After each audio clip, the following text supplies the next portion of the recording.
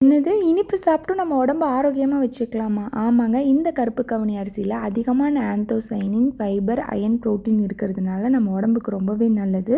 இந்த பாரம்பரியமான கருப்பு கவுனி அரிசி இனிப்பு பொங்கல் எப்படி செய்கிறதுன்னு பார்த்துடலாமா? இதுக்கு 1 கப் அளவு கருப்பு கவுனி அரிசி எடுத்திருக்கேன். இதை நல்லா 3லேருந்து 4 தடவை கழுவி 6லேருந்து 8 மணி நேரம் ஊற வச்சுக்கோங்க. காலையில் செய்கிற மாதிரி இருந்தால் நைட்டே ஊற வச்சுக்கோங்க. இப்போ அரிசி நல்லா ஊறி வந்துருச்சு.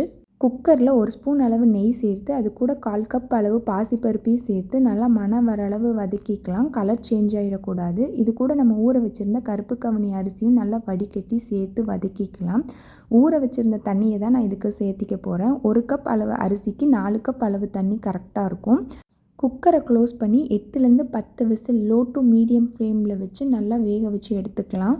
இப்போ 3/4 கப் அளவு வெல்லமும் 1/4 கப் அளவு தண்ணியும் சேர்த்து நல்லா வெல்லத்தை கரைச்சி எடுத்து வச்சுக்கலாம். இப்போ கவுனி அரிசி நல்லா வெந்து வந்துருச்சு. இதை நல்லா மசிச்சு விட்டுக்கலாம். இது கூட நம்ம கரைச்சி வச்சுருந்த வெல்லத்தையும் சேர்த்து நல்லா மிக்ஸ் பண்ணி ஒரு 5 மினிட்ஸ் லோ ஃப்ளேம்லேயே வெல்லத்தோடு நல்லா வேக விடலாம். இது கூட 1 ஸ்பூன் அளவு ஏலக்காய் தூள், கொஞ்சமாக உப்பு சேர்த்து நல்லா மிக்ஸ் பண்ணிக்கலாம்.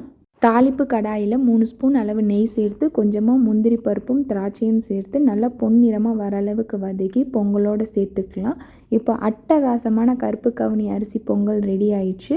இந்த வீடியோவை சேவ் பண்ணி கண்டிப்பாக உங்கள் கிட்ஸுக்கு செஞ்சு கொடுங்க. இந்த மாதிரி ஹெல்த்தி அண்ட் டேஸ்டியான ரெசிபீஸ்க்கு நம்ம பேஜை ஃபாலோ பண்ணி சப்போர்ட் பண்ணிக்கோங்க.